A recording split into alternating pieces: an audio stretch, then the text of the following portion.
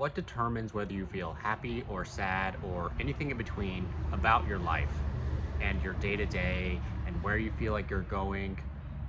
If you feel fulfilled, like you have a purpose, like life is enjoyable, or if it's a struggle, like what determines that? Because we know that it's not things on the outside. There's no set list of things that you need in order to feel that way. If it were that way, then we would know the things and there'd be a clear delineation about who is happy and who is not in life. Because we know it's not about money, it's not about having things, it's not even about having certain relationships. You know, you can be in love and feel loved by somebody and still be deeply depressed. So, what is it that determines this? Because it almost always evades people, and we're kind of lost trying to figure it out. Um, Most of what I'm going to talk about is from the work of Dr. John Demartini and some others like Dr. David Hawkins.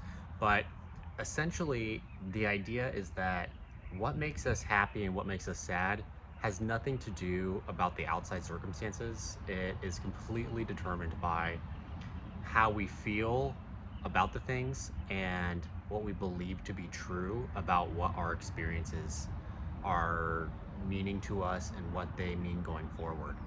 So, an easy way to understand this is through a little short story.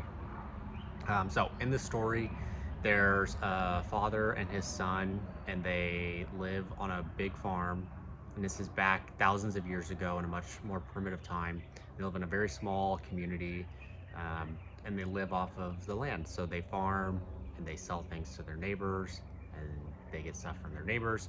Works on community. And one day, the son gets kicked by the horse that they owned, and he breaks his arm. And so he's not going to be able to work in the field right when it's going into their busy season. And the average person would think, oh my gosh, that's horrible. So in the story, everybody in the town, hears about it, and they go up to the father and they're like, oh, how sad, how bad is this? Because you're not going to be able to till the field anymore. You're going to be shorthanded. You're not going to be able to meet your quota. You're going to lose a lot of money, so on and so forth. Doom and gloom. And the father's a wise guy, so he just says, I don't know. Maybe that'll happen. Maybe it's good. Maybe it's bad. We'll see. He reserved judgment, is the main thing here. And so the story goes, a week or two later, um, the local army comes to town and they're like, we're getting invaded. We're going to war. We need all the young, able men that we can take. And because this kid just broke his arm, he can't go anymore. And so everybody in the town comes up and they're like, how lucky are you that your son broke his arm and he doesn't have to go to war and risk being killed? And everybody thinks that it's going to be a good thing. And he's like, I don't know. We'll see. I'm going to reserve judgment. And a couple weeks later, you know, go by and they ended up getting invaded, right? And the son's life is in danger. And they just burn their house down instead. So they don't kill the kid or the father, but they burn the house down. And everybody in the town comes up to him and they're like, "Oh, how horrible was it that you had your house burned down?" And he's like, "Maybe, I don't know." This story can go on and on and on and on. The point of it is that we usually hold judgment about things when they happen in the moment, but the truth of it is that we have no idea what those things mean going forward. So, another way to think about this is like hitting your rock bottom. And people who've hit rock bottom usually claim that it's the best thing that ever happened to them, which is very paradoxical for people who are feeling really low and feel like they're at their rock bottom because life seems like it's unfair, it's just endless suffering, so on and so forth. But that might be a necessary catalyst to get you to grow and to transform yourself into a better version. And so the point of all this is that we don't know what life means when it happens, and we get stuck into bad feelings and bad emotions when we judge things to be negative when in reality they are neutral and we don't know what it means. So It could be as simple as you get a flat tire on your way home and you're going to be late for this meeting, right? And the average person be like, that's horrible. What bad luck. It's so bad that you're going to miss this meeting and your tire broke down. You have to pay for it, blah, blah, blah, blah, blah, blah, blah, right? But it could be that a mile down the road, 2 miles down the road, whatever, there's a car crash. And if your tire didn't break, you would have been in the car crash. And which would you rather preferred, right? So there's always something happening. We don't know what that something is until it happens. Now, this is very easy to understand if you look back in your life to whatever time frame you want to, at the things that you thought were bad and that you allowed yourself to suffer over. And you can see in a lot of these cases that you can look back and say, wow, that was actually really good that happened to me because it set me on this course instead. So if that's the premise of whether we feel happy or sad, that means that it's very much within our control of whether we feel good or bad. They did this study once where they tried to find the happiest people in the world. And so they did all these brain scans on all these different types of people in different cultures and whatnot, because you can measure how happy you are by the brainwaves that you emit. And so they're trying to find out like who's the happiest in the world. And they found that it was like the Buddhist monks chilling up in the Himalayas, and which makes a lot of sense because they're just meditating all day and not, interacting with the crazy world. But you would think, the average person would think that they're just like in bliss and ecstasy all day and they're just living life, and it's actually not the case at all. They're extremely happy, but they maintain neutrality more than anything else, and they're constantly just in a state of allowance.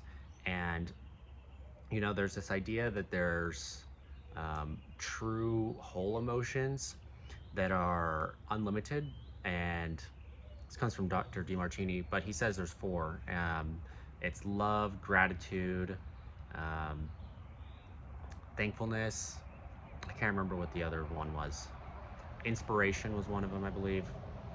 But these emotions allow you to, they're natural. So you don't have to strive for them or judge things in order to feel them. As opposed to like ecstasy, happiness, excitement. Like excitement, we think, oh, I like to be excited. But that implies that you're expecting something, you're believing something to mean something coming up, right? It's like the opposite of dread, when you're like not looking forward to something. It's because you think that's going to mean something bad. Excitement's just you think that's going to mean something good, but in reality, it could be it's neutral, really. You don't know if it's going to be good or not. You just believe it is, and so you create the emotions. And due to the law of equilibrium, to the degree you go up is the degree you go down.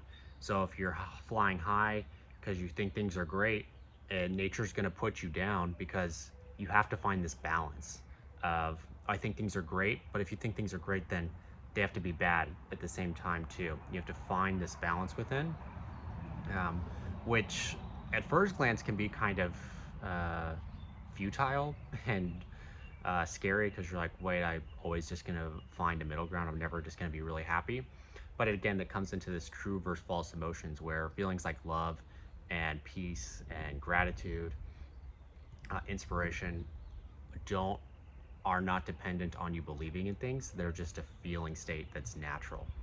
And so these Buddhist monks never let themselves believe foolishly that that they're aware of what's going to happen in the future, that they have prescience and whatnot. And so that allows them to be in an even state of mind, and they don't stress out. Because really, when we believe that things are gonna, that we can determine whether things are good, it puts a ton of pressure on your shoulders to try and make the world fit around you in a way. You have to mold the world, and it's a responsibility that we as humans are not meant to have. We can't control nature. We can flow with nature and we can find our groove in it, but life is not meant for us to control, because when you believe that, that means that you're responsible for all the bad as well, which is just guilt that gets put on top of you. So it's just this like, and that goes on and on and on in different ways and different, effects. But at the end of the day, it's an unnatural position for you to be in. And because of that, we don't have like harmony with it. And you find a lot of stress. And so if we look at like, what this initial question is like, what determines whether you're happy or sad in life? It's primarily about what you believe your life to mean at the moment. Do you believe that you should be doing something else, that you're not doing enough?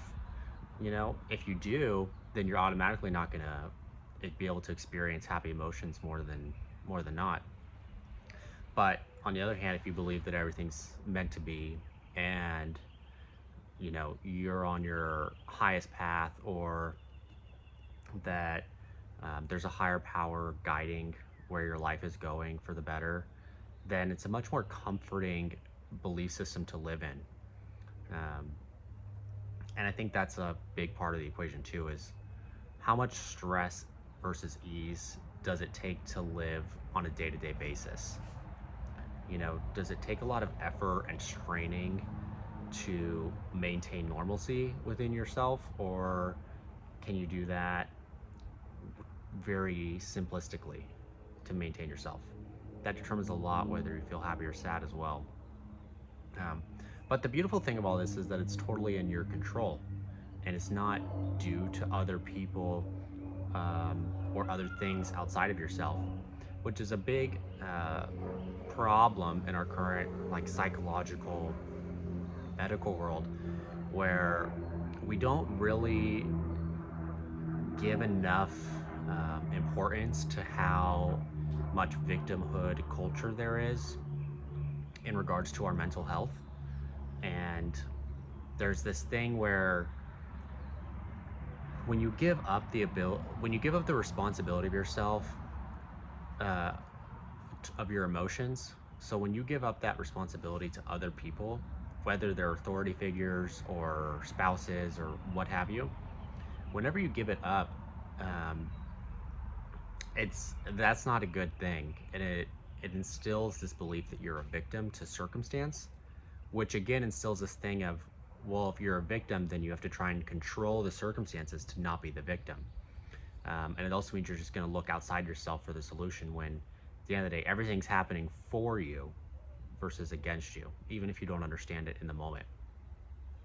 And so understanding that point goes a long way as well with being able to differentiate why you're feeling happy or why you're feeling sad.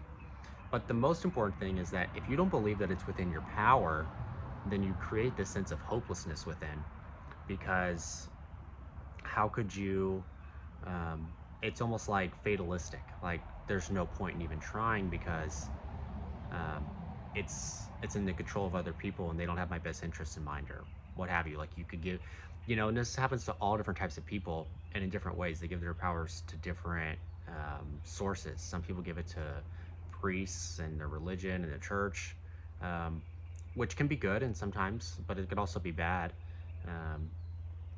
Some people give it to politics and culture and groupthink, and some people give it to other individuals within their life.